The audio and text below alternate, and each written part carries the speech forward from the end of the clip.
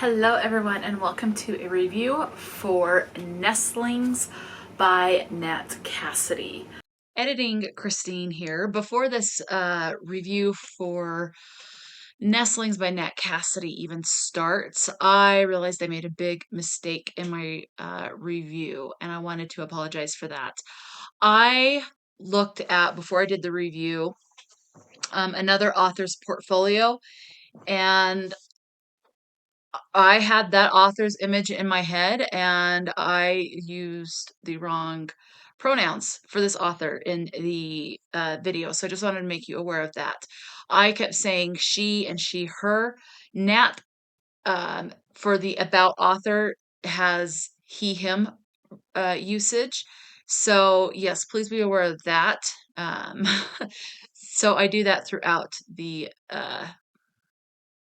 video mistakenly.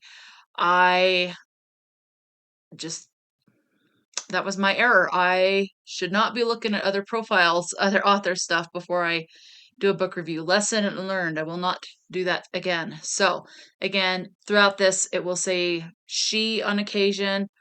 She has this, the author lists this, or I think she should have added this, but it's actually he, him. So yes, please be aware of that. I'm putting that in here now. So my apologies for that, and I hope you like this review. This was very interesting, in my opinion. So this is a standalone book, so you're not committing to any sort of a series for this. Well, I shouldn't say committing, that's up to you if you want to commit to a series and end that commitment whenever. But this is a standalone, so you don't need to worry about extra books or anything. Nat Cassidy does have another one out. Mary is what it is, which is An Awakening of Terror. Yeah, I'm definitely going to be at some point picking up a copy of that. So this is an adult book and it is a horror. This was published in 2023. There is an audiobook available and it is narrated by Nat Cassidy herself as well as Cassandra Campbell.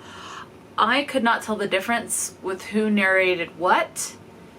So I don't know if Nat Cassidy just did like the author's note or Cassandra did that. I'm not sure because I don't know what they sound like. So the audiobook is 13 hours and 4 minutes on standard one-time speed. This takes place in New York and is told in third person.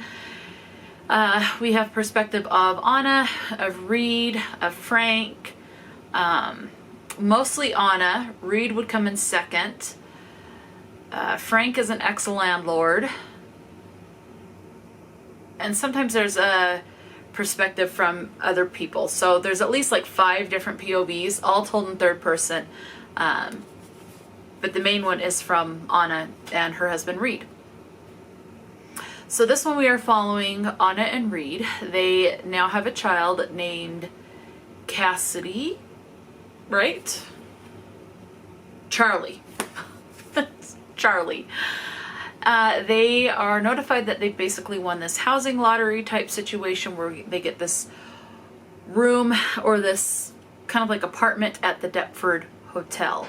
So they go and they agree to be there, and it's just got these weird vibes, but better than where they were before with this nightmare of a landlord. So they move in and Charlie starts to act a little odd. She's less than a year old when this first starts. So Anna and her husband take her to the doctor. He says, oh, everything's fine. It's just the stress. The babies pick up on the stress of the parents, so just try to stay calm and then she'll settle down and things will be fine. Well, it's a horror book. Things don't get to be quite so fine, as you will learn. And as far as representation, you have Jewish representation. Anna and her husband Reed are Jewish, so you do get some Jewish terminology in this throughout the book.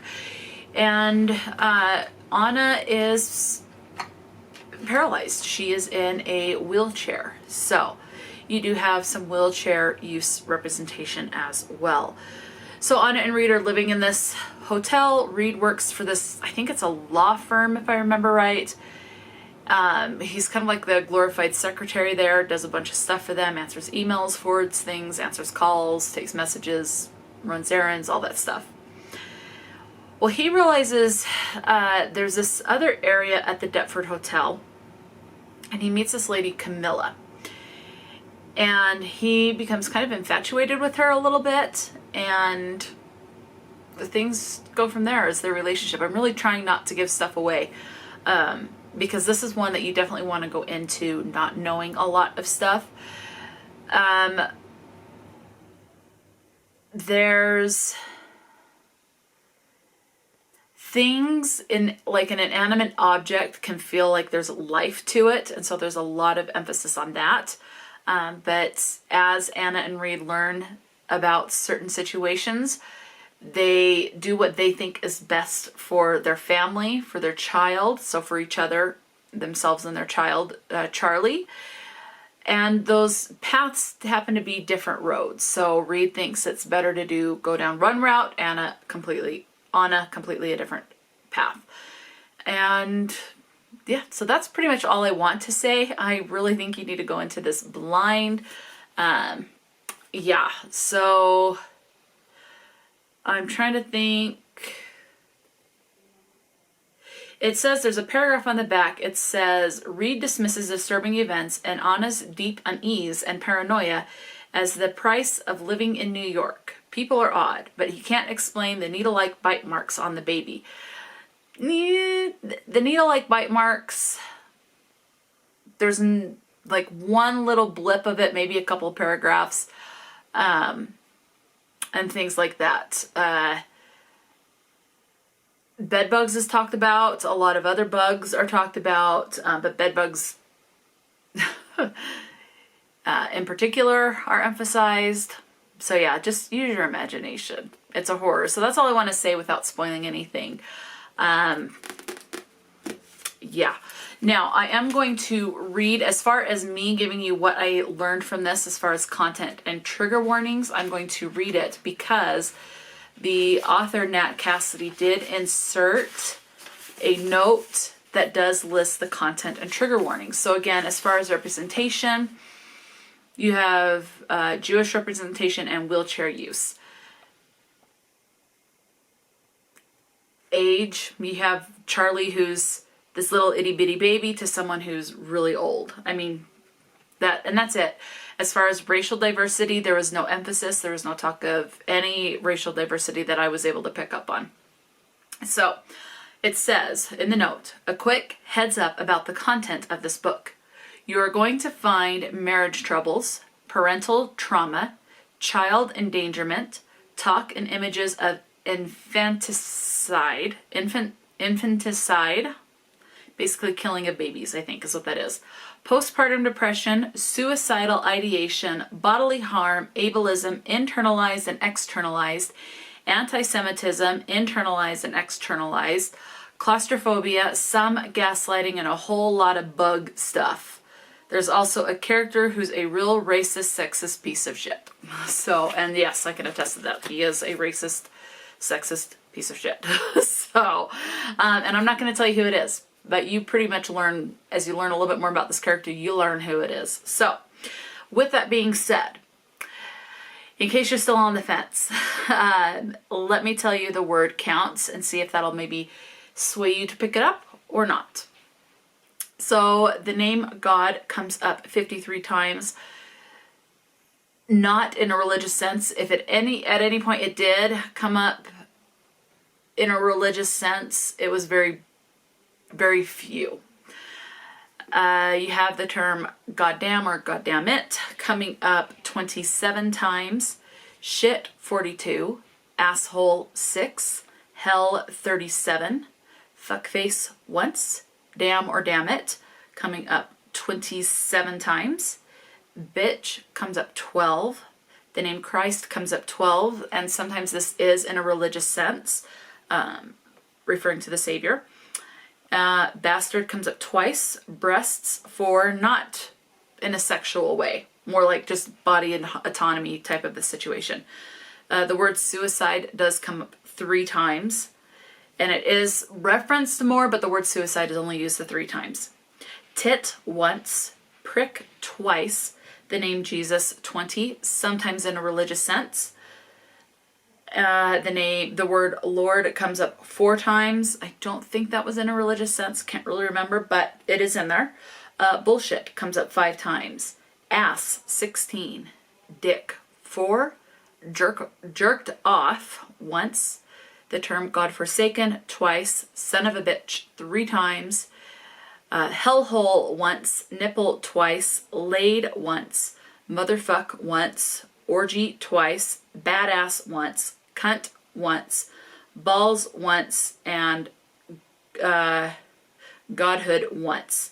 The other word that comes up is fuck at 143 times. So it is a little heavy on the F word, but it's a horror book. So for me, that is to be expected in my opinion.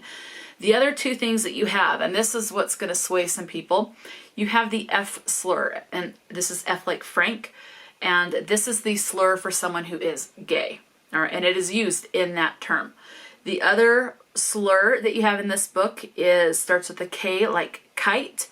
I'm not going to say what it is, but it is a slur for someone who is Jewish. So I did look that word up. I've never heard it before, so I now know when I see it, I will recognize this word as a slur for someone who is Jewish. So those are in there. There is a lot.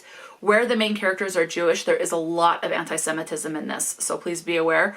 COVID is also referenced in this, as this does take place in like 2020, I think is when it starts off. So Charlie is called the pandemic baby, and things like that. So, but there's not talk of people wearing the masks like we did here or anything like that in real life. But COVID is mentioned a couple of times in this, so another something as well. So yeah, that is it. I will be picking up the other book by this author. I had a good time reading this, and horror is I'm still trying to find what I like with horror. This went there. I would also say I did not notice, it says a lot of bug stuff, but one thing that I would say that should be added in the notes is body horror, as far as you are seeing a lot of blood, yeah, and things like that. So I'd say there's just a little bit of body horror, but for me, it did go there with the creep factor, especially with the bugs. So yeah, so it definitely fulfilled what I thought it was going to fulfill. So yeah, let me know. Have you read Nestlings by Nat Cassidy, or have you read Mary by Nat Cassidy? Have you read both? If you've read both, which one is your preference? Are you interested in picking this up? Let me know. Talk to me in the comments section below. And until next time, stay true to yourself and enjoy a good book, and I'll talk to you later.